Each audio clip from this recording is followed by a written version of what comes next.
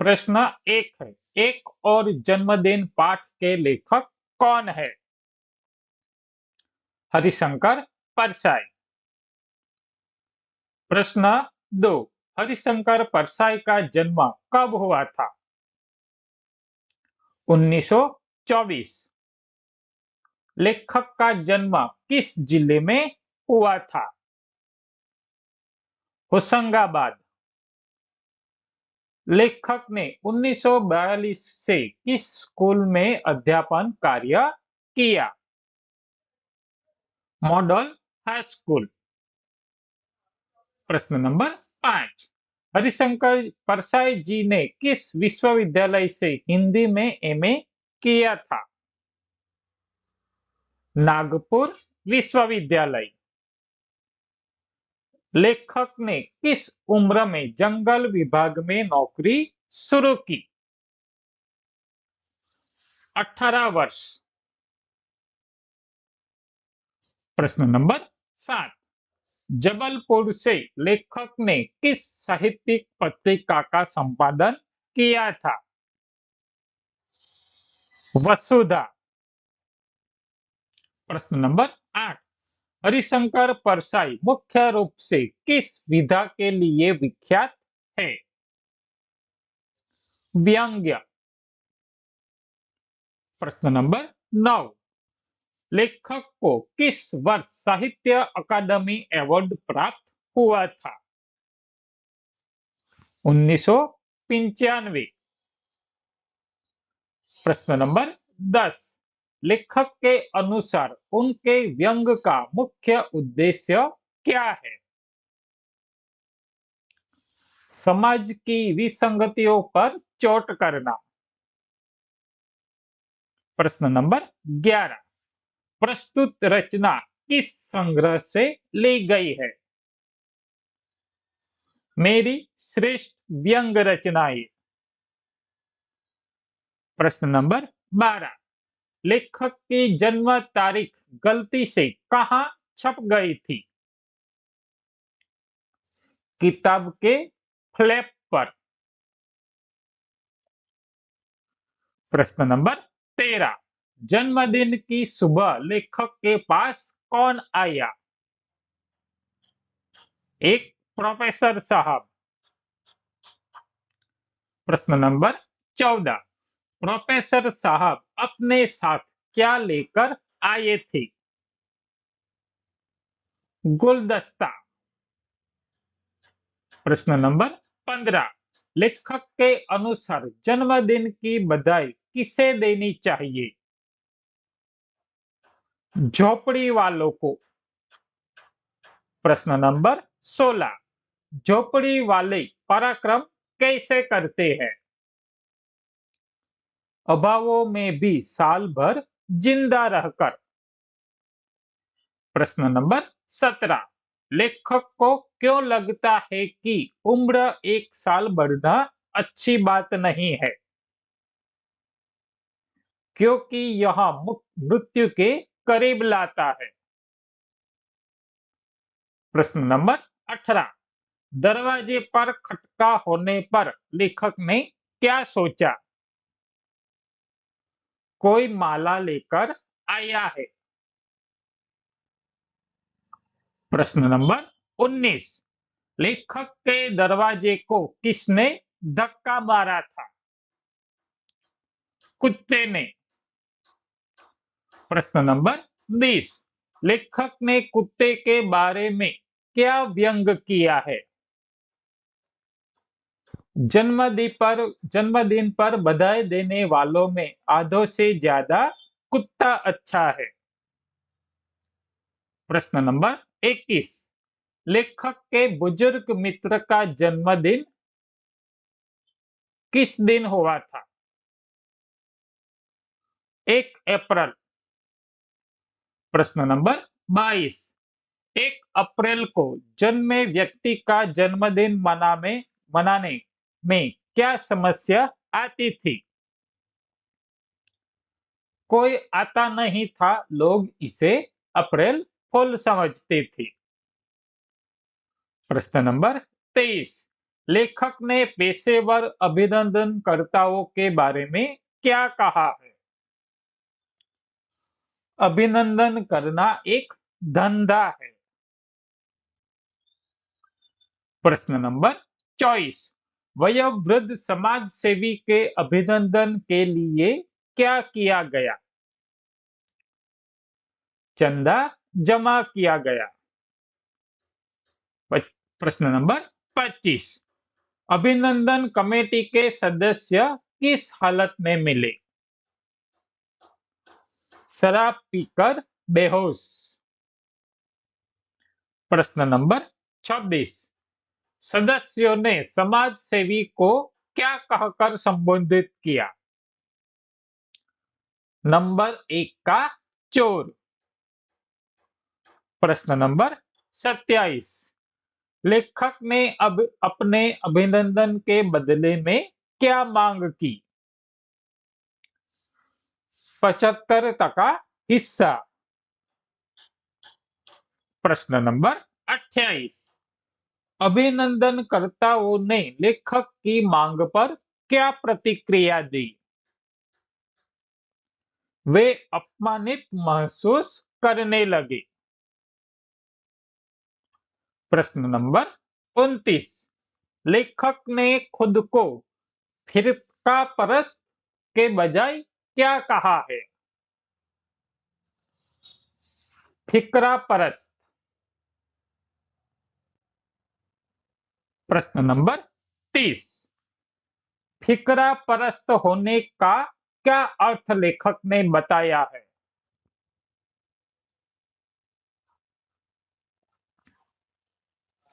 जुबान पर आई बात कह देना।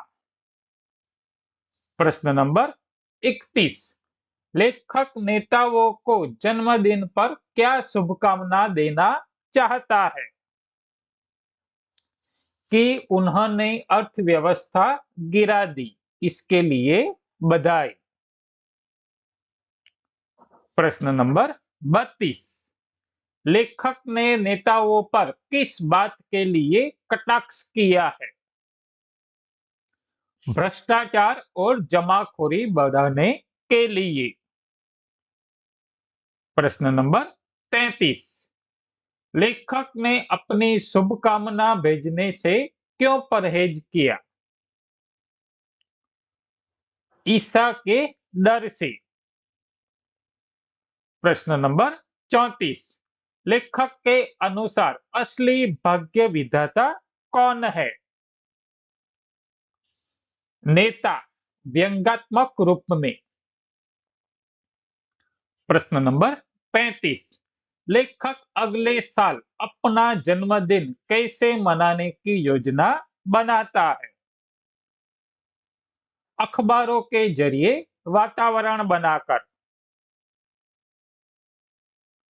प्रश्न नंबर 36। एक और जन्मदिन पाठ की शैली कैसी है? व्यंग्यात्मक।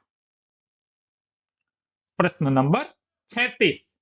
100 साल जियो कहने वालों के प्रति लेखक का क्या विचार है? ऊपर से हंस रहे हैं पर मन में नफरत है। प्रश्न नंबर 38। मजदूरी में मजबूरी में सादगी से जन्मदिन मनाने का क्या कारण था? कोई आया ही नहीं था। प्रश्न नंबर 39। लेखक ने जीवन शक्ति किसे कहा है? प्रतिकूल परिस्थितियों में जीवित रहने की शक्ति को। प्रश्न नंबर 46। मीसा का उल्लेख किस संदर्भ में हुआ है? सरकारी कानून या डर।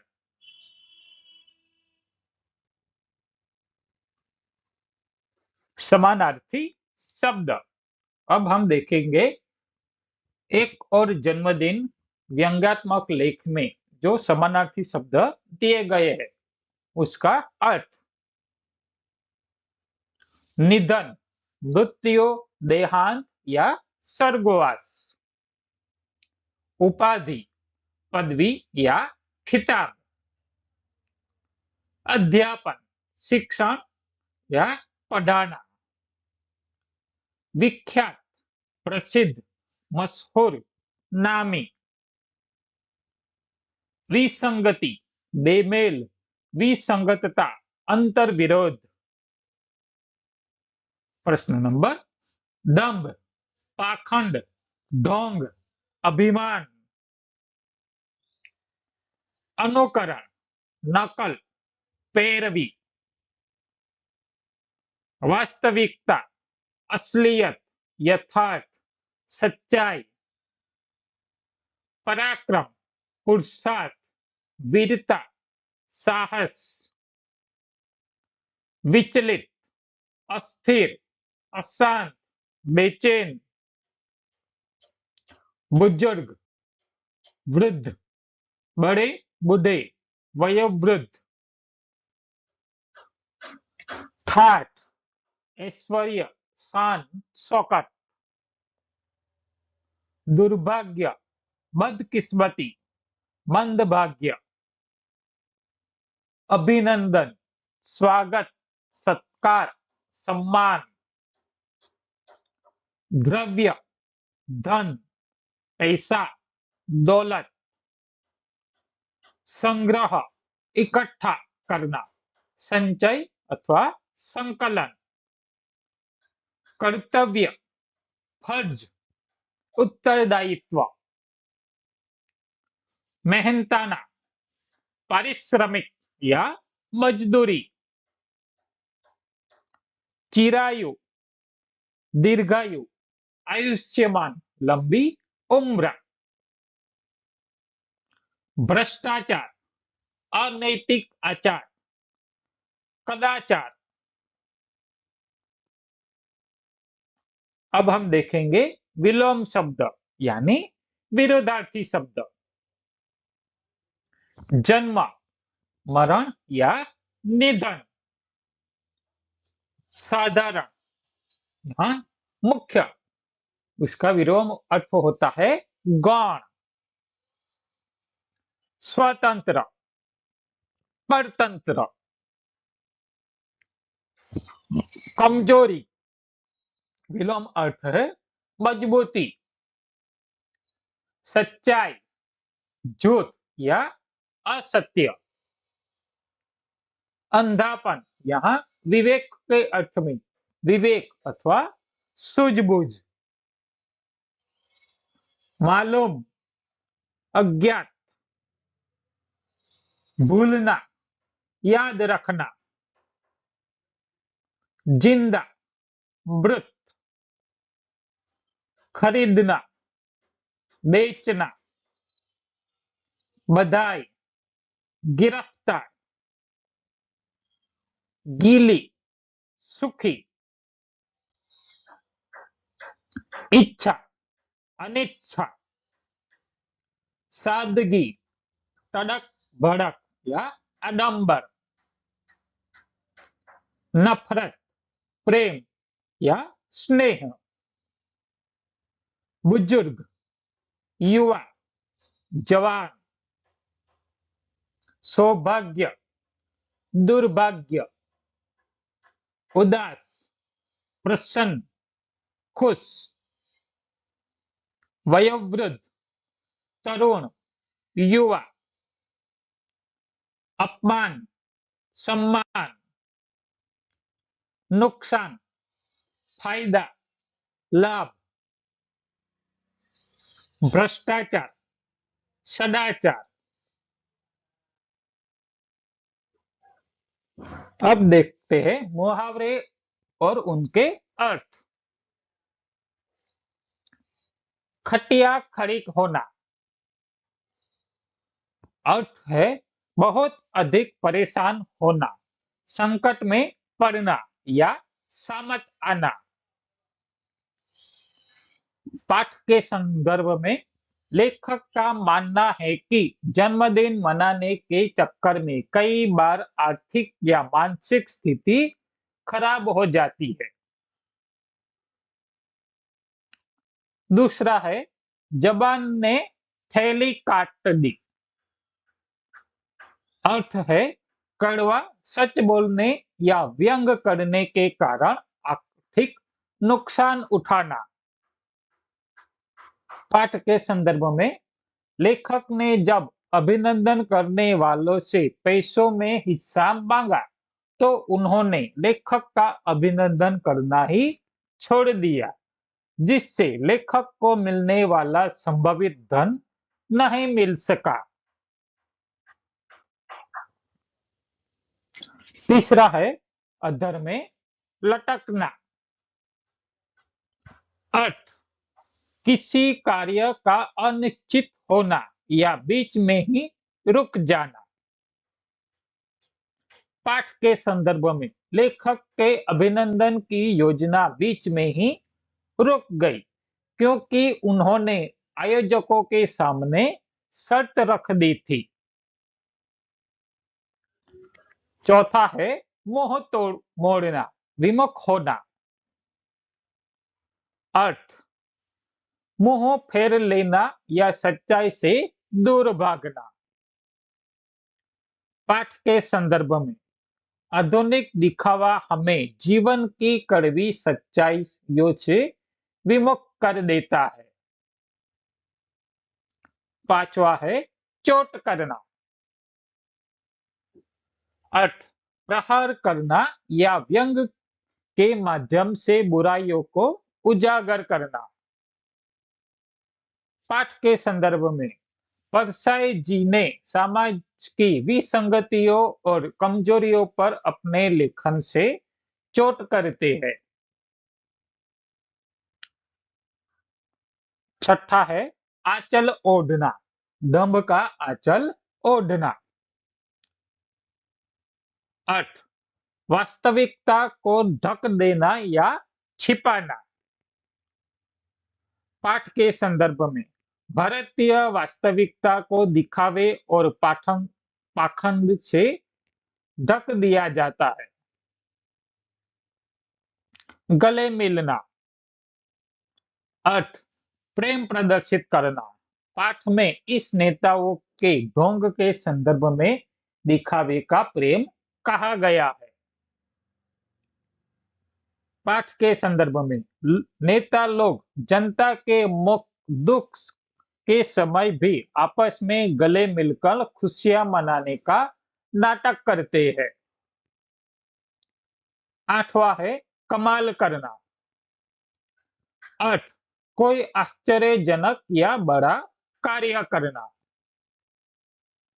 पाठ के संदर्भ में लेखक व्यंग में कहते हैं कि एक साल और जीवित रह जाना भी आज के समय में कमाल की है।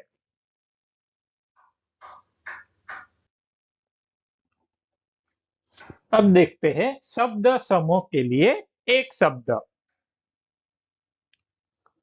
जो व्यंग लेखन में कुशल हो, व्यंगकार।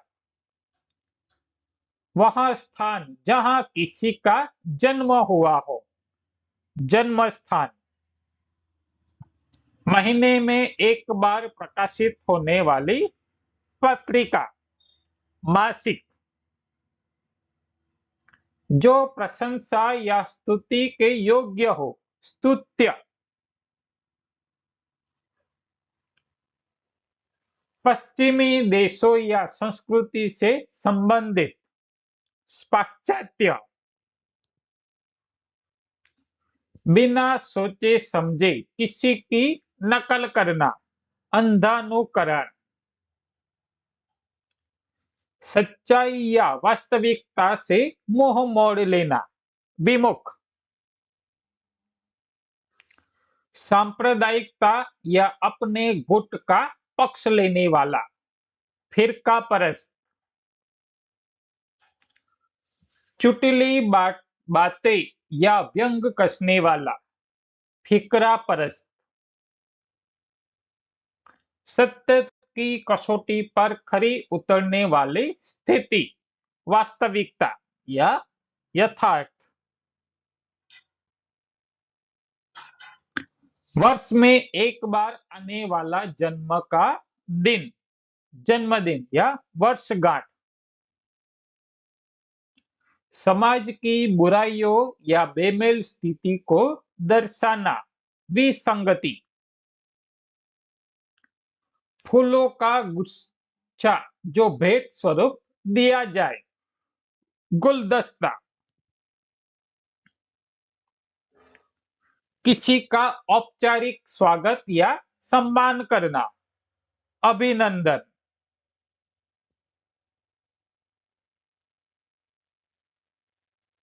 जो बहुत अधिक वृद्ध या बूढ़ा हो। वयोवृद्ध। काम में बदले मिलने वाला धन या पारिश्रमिक। मेहनताना। जिसकी आयु बहुत लंबी हो। चिरायु या दीर्घायु। अनुचित तरीके से धन या लाभ कमाना। भ्रष्टाचार। वस्तुओं को भविष्य में महंगा बेचने के लिए छिपाकर रखना। जमाखोरी। अपने ही धुन में रहने वाला या स्वतंत्र रूप में लिखने वाला। स्वतंत्र लेखक। अब देखते हैं समास। पहला है जन्मदिन। विग्रह जन्म का दिन। तत्पुरुष समास। दूसरा है साहित्यकार। साहित्य को रचने वाला। तत्पुरुष समास। तीसरा है वर्षगांठ। वर्ष की गांठ। तत्पुरुष समास। चौथा है अंधानुकरण। अंधा है जो अनुकरण। कर्मधारय समास। भाग्य विधाता। भाग्य का विधाता। तत्पुरुष समास। मुनाफाखोरी। मुनाफे की खोरी। तत्पुरुष समास। जमाखोरी। जमा करने की खोरी। तत्पुरुष समास। अभिनंदन पत्र। अभिनंदन के लिए पत्र। तत्पुरुष समास। देशवासी। विग्रह देश के वासी। तत्पुरुष समास। अर्थव्यवस्था। अर्थ की व्यवस्था। तत्पुरुष समास। गुलदस्ता। गोलों का दस्ता। तत्पुरुष समास। साप्ताहिक। 7 दिनों का समूह। द्विगु समास। सांप्रदायिक। फिरका परस्त। संप्रदाय से संबंधित। तत्पुरुष समास। मजबूरी। अभाव से ग्रस्त। तत्पुरुष समास। जीवन सत्य। जीवन का सत्य। तत्पुरुष समास। अब देखते हैं छंदी विच्छेद। साहित्य अकादमी। साहित्य प्लस अकादमी। दीर्घ स्वर संधि। अ प्लस अ बराबर आ। महोत्सव। महा प्लस उत्सव। गौण स्वर संधि। आ प्लस उ बराबर ओ। यथार्थ। यथापद प्लस अर्थ। दीर्घ स्वर संधि। आ वत्ता अ बराबर आ। शुभकामना। शुभ प्लस कामना। व्यंजन संधि। संयोग। अंधानुकरण, अंध वत्ता अनुकरण, दीर्घ स्वर संधि अ वत्ता अ बराबर आ, दिगंबर, दिक वत्ता अंबर, व्यंजन संधि, इत्यादि, इति वत्ता आदि, यण स्वर संधि ई वत्ता आ बराबर या, प्रत्येक, प्रति वत्ता एक, यण स्वर संधि ई वत्ता ए बराबर ये। अब लघु उत्तरी प्रश्न देखते हैं।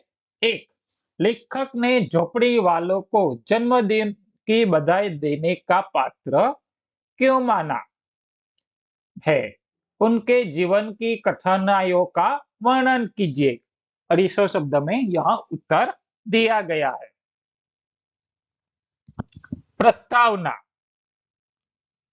हरिशंकर परसाई जी ने अपने व्यंग लेख एक और जन्मदिन में सामाजिक विषमताओं और मध्यम वर्गीय ढोंग पर तीखा प्रहार किया है। लेखक ने अपने स्वयं के जन्मदिन पर बधाई स्वीकार करने के बजाय अपने घर के सामने रहने वाले झोपड़ी वालों को बधाई का पात्र माना है। इसके पीछे लेखक का तर्क बहुत गहरा और व्यंग्यात्मक है। बधाई का पात्र मानने का कारण। लेखक के अनुसार जन्मदिन की असली बधाई उसे मिलनी चाहिए जिसने साल भर प्रतिकूल परिस्थितियों से जूझकर जीवित रहने का पराक्रम किया हो। लेखक का मानना है कि उनका अपना जीवन सुख सुविधाओं से युक्त है। वे काला बाजार से सामान खरीद कर भी अपना गुजारा कर लेते हैं, लेकिन झोपड़ी वाले अभावों के बीच हर दिन मौत से लड़ते हैं और साल भर जीवित रह जाते हैं। वे अपने जीने की इच्छा को भी भोजन के रूप में इस्तेमाल करते हैं। इस प्रकार उनका हर अगला जन्मदिन एक महान विजय की तरह है जिसे उन्होंने मौत को मात देकर हासिल किया है। जीवन की कठिनाइयां। लेखक ने झोपड़ी वालों के जीवन की अत्यंत दयनीय और कठिन परिस्थितियों का वर्णन किया है। असुरक्षित आवास। वे मात्र एक छोटी सी टपरी बनाकर रहते हैं जहां की जमीन हमेशा गीली रहती है। जानलेवा परिवेश। उस गीली जमीन और झोपड़ी के वातावरण में अक्सर सांप और बिच्छू निकलते रहते हैं जिससे उनके जीवन पर हमेशा खतरा बना रहता है। भूख और कुपोषण। उन्हें भरपेट भोजन भी नसीब नहीं होता है। वे गरीबी और भूखमरी की ऐसी स्थिति में है जहां वे केवल अपनी जिजीविका के बल पर ही टिके हुए हैं। सतत संघर्ष। उनके लिए हर दिन एक नई चुनौती है। वे प्रतिदिन मौत के मुंह में होते हैं पर अपनी अदम्य इच्छा शक्ति से उसे जीत लेते हैं। निष्कर्ष। लेखक यह स्पष्ट करते हैं कि जो लोग बिना किसी संघर्ष के केवल सुविधा भोगी जीवन जी रहे हैं उनका जन्मदिन मनाना एक ढोंग है। असली बधाई के पात्र वे श्रमिक और गरीब हैं जो समाज की मार और प्रकृति की विषमताओं को झेलते हुए भी हर साल मौत को हराकर एक नया साल शुरू करते हैं।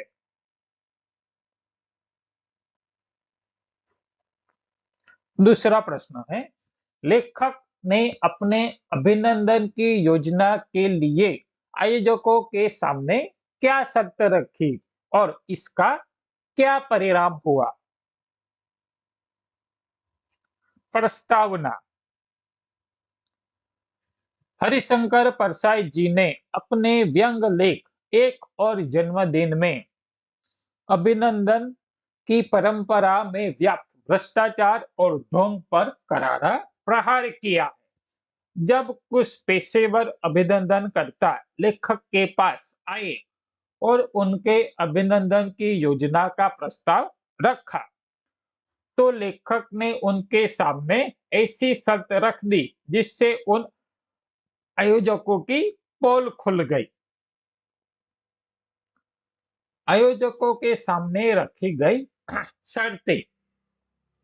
लेखक ने देखा कि अभिनंदन अक्सर एक धंधा बन चुका है, जहां चंदा तो व्यक्ति के नाम पर जमा किया जाता है, लेकिन उसका बड़ा हिस्सा आयोजक स्वयं नकार जाते हैं।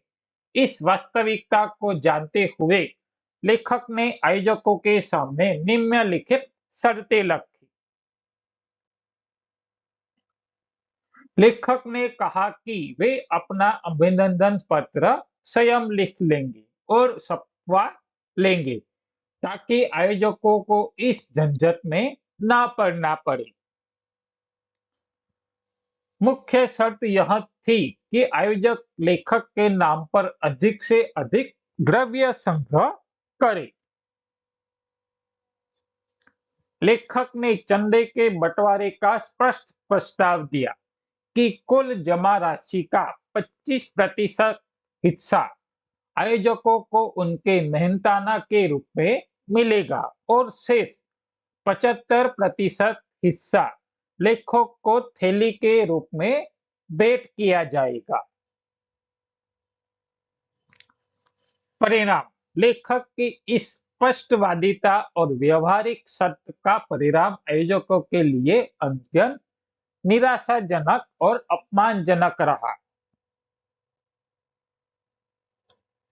एक आयोजक इस प्रस्ताव से परेशान हो गए और इसे अपना अपमान बताने लगे, क्योंकि उनकी मंशा चंदे का बड़ा हिस्सा हड़पने की थी। लेखक ने व्यंग किया कि चूंकि वे लोग चंदा इकट्ठा करने में मेहनत करेंगे, इसलिए उन्हें मेहनताना देना उनका कर्तव्य है। वे मुफ्त में अभिनंदन नहीं कराना चाहते। अंततः आयोजकों ने पैर पीछे खींच लिए और लेखक के अभिनंदन की योजना अधर में लटक गई। लेखक ने इसे अपनी जबान द्वारा अपने ही थैली काटना कहा, क्योंकि उनके ठिकरा परस्त स्वभाव के कारण उन्हें वह धन नहीं मिल सका जो शायद अभिनंदन होने पर मिलता। इस प्रकार लेखक ने शर्तों के माध्यम से यह उजागर किया कि समाज में होने वाले अधिकतर अभिनंदन श्रद्धा के कारण नहीं, बल्कि आर्थिक लाभ के स्वार्थ के कारण किए जाते हैं। प्रश्न नंबर 3, अभिनंदन करना एक धंधा भी होता है। वयोवृद्ध समाज सेवी की घटना के संदर्भ में इस कथन की पुष्टि कीजिए। 250 शब्दों में। प्रस्तावना। हरिशंकर परसाई जी ने अपने व्यंग लेख एक और अभिनंदन में अभिनंदन की आड़ में छिपे भ्रष्टाचार और पाखंड को अत्यंत सूक्ष्मता से उजागर किया है। उनके अनुसार समाज में होने वाले कई सम्मान समारोह और अभिनंदन वास्तव में श्रद्धा का विषय न होकर एक सुनियोजित व्यापार या धंधा बन गए हैं। वयोवृद्ध समाज सेवी की घटना और धंधे की वास्तविकता। लेखक ने इस कथन की पुष्टि के लिए एक वयोवृद्ध समाज सेवी के अभिनंदन की घटना का उल्लेख किया है। इस घटना की मुख्य बिंदु इस प्रकार है। चंदे का खेल। समाज सेवी का सम्मान करने के लिए एक कमेटी बनाई गई और उनके नाम पर जनता से भारी मात्रा में द्रव्य संग्रह किया गया। आयोजकों का असली चेहरा। जब अभिनंदन का समय आया तो देखा गया कि कमेटी के सदस्य चंदे के पैसे से शराब पीकर बेहोश पड़े थे। यह दर्शाता है कि चंदा समाज सेवी के सम्मान के लिए नहीं बल्कि आयोजकों ने निजी मनोरंजन के लिए इकट्ठा किया गया था। अपमानजनक टिप्पणियां। शराब के नशे में डूबे उन पेशेवर अभिनंदनकर्ताओं ने उस समाज सेवी को नंबर 1 का चोर और पैसे खाने वाला तक कह डाला। वे स्पष्ट रूप से कहते हैं कि वे समाज सेवी का नहीं बल्कि उसके नाम पर मिले चंदे से अपना खुद का अभिनंदन कर रहे हैं। कथन कथन की पुष्टि। यह घटना सिद्ध करती है कि अभिनंदन अक्सर एक दिखावा मात्रा होता है। आयोजकों का उद्देश्य किसी व्यक्ति के महान कार्यों की सराहना करना नहीं बल्कि उसके व्यक्तित्व को भुनाकर पैसे इकट्ठा करना और उसे स्वयं नकार जाना होता है। लेखक के अनुसार ये लोग पेशेवर होते हैं जिनका काम ही चंदा जमा करना और उसे खाना है। निष्कर्ष। अंततः परसाई जी यह संदेश देते हैं कि जिस समाज में सम्मान और श्रद्धा का भी बाजारीकरण हो जाए वहां नैतिकता पूरी तरह समाप्त हो जाती है। आयोजकों की यह निर्लजता कि वे भारत सेवक समाज का पैसा खा जाने वाले का अभिनंदन केवल अपने फायदों के लिए कर रहे हैं, इस कथन की पूर्णतः पुष्टि करती है कि अभिनंदन करना एक धंधा भी होता है। प्रश्न नंबर 4।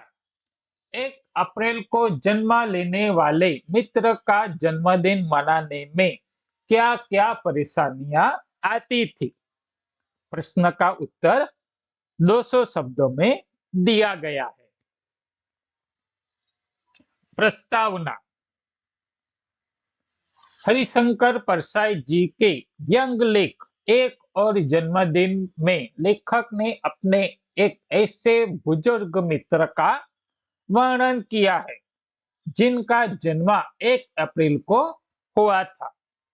इस तिथि के कारण उनका जन्मदिन मनाने में कई विचित्र और हास्यास्पद परिस्थितियां आती थी जिनका विवरण निम्नलिखित है।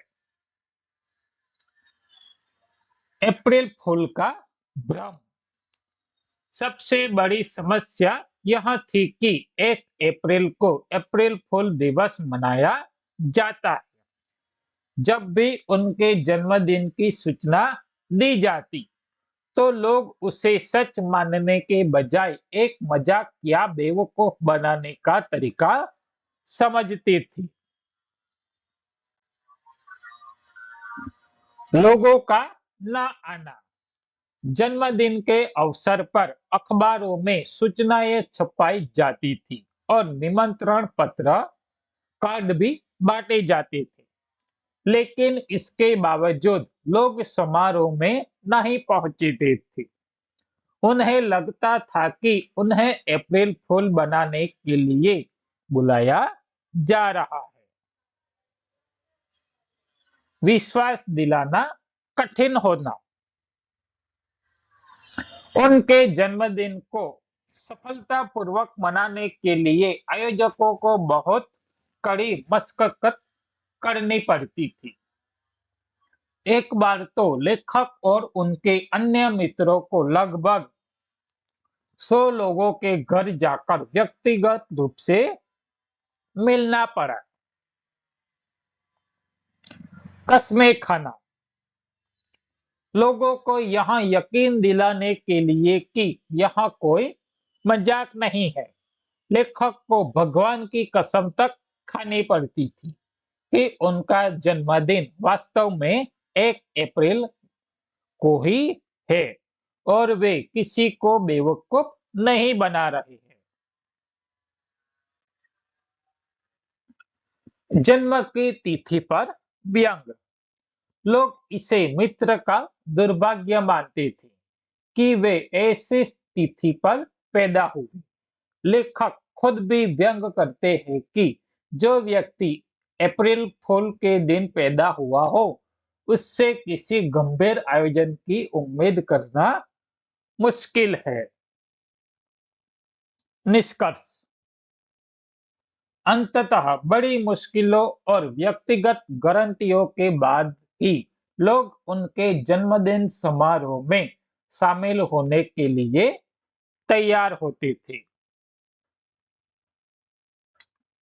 प्रश्न नंबर 5, जन्मदिन पर बधाई देने वालों के प्रति लेखक के क्या विचार है? प्रश्न का उत्तर 150 शब्दों में दिया गया है। प्रस्तावना हरिशंकर परसाई जी के व्यंग लेख एक और जन्मदिन पर बधाई देने वालों के प्रति लेखक के विचार अत्यंत कटाक्षपूर्ण और यथार्थवादी है। लेखक के मुख्य विचार निम्नलिखित है। दिखावा और पाखंड लेखक का मानना है कि बधाई देने वाले अधिकांश लोग केवल औपचारिकता निभाते हैं। वे ऊपर से हंसकर 100 साल जियो की माला पहनाते हैं, जबकि उनके मन में नफरत होती है।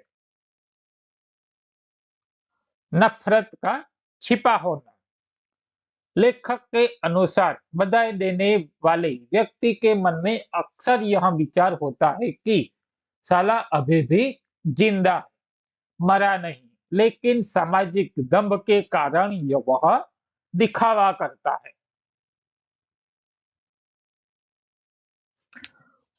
कुत्तों से तुलना लेखक ने यहाँ तक व्यंग किया है कि बधाई देने वाले आधे से ज्यादा लोगों से तो यह वह कुत्ता अच्छा है जो कम से कम नफरत का नाटक नहीं करता। मजबूरी और सादगी लेखक कहते हैं कि लोग बधाई देने आते नहीं है, इसलिए सादगी से जन्मदिन मनाना उनकी मजबूरी बन जाती है। निष्कर्ष अंततः लेखक इस शुभकामनाओं को एक दंभ मानते हैं जो समाज की कड़वी सच्चाइयों को ढकने का प्रयास करती है। प्रश्न नंबर 6, लेखक ने नेताओं को व्यंग्यपूर्ण शुभकामनाएं देने से क्यों परहेज किया? 150 शब्दों में उत्तर दिया गया है। प्रस्तावना हरिशंकर परसाई जी के व्यंग लेख एक और जन्मदिन में लेखक नेताओं के पाखंड और उनके द्वारा देश की स्थिति बिगाड़ने पर तीखा कटाक्ष करना चाहते हैं। लेखक ने नेताओं को व्यंग्यपूर्ण शुभकामनाएं देने से मुख्य रूप से निम्नलिखित कारणों से परहेज किया। मीसा का डर लेखक स्पष्ट रूप से स्वीकार करते हैं कि वे नेताओं को उनकी उपलब्धियों जैसे अर्थव्यवस्था गिराना, भ्रष्टाचार और जमाखोरी बढ़ाना के लिए बधाई देना चाहते थे, लेकिन उस पर समय लागू सीमा मिसा कानून के डर के कारण उन्होंने ऐसा नहीं किया। देशवासियों की पीड़ा। लेखक यह महसूस करते हैं कि जहां एक और देश की जनता अभावों में रो रही है, वहीं नेता आपस में गले मिलकर हंस रहे हैं और उत्सव मना रहे हैं। ऐसी संवेदनशील स्थिति में बधाई देना उन्हें उचित नहीं लगा। सुरक्षा का अभाव। यद्यपि लेखक स्वभाव से फिकरा परस्त है और उनके मुंह से खरी बातें निकल ही जाती है, लेकिन राजनीतिक सत्ता के दमनकारी चक्र से बचने के लिए उन्होंने अपनी भावनाओं को रोक लिया। निष्कर्ष। अतः व्यक्तिगत सुरक्षा और देश की दयनीय स्थिति के प्रति संवेदनशीलता के कारण लेखक ने अपनी कड़वी शुभकामनाएं नेताओं तक नहीं भेजी। જો તમને વિડીયો ગમ્યો હોય તો વિડીયોને લાઈક કરો, ચેનલને સબસ્ક્રાઇબ કરો જેથી આવા જ ઉપયોગી વિડીયો તમને ચેનલ પર મળતા રહે. ત્યાં સુધી આવજો. આભાર.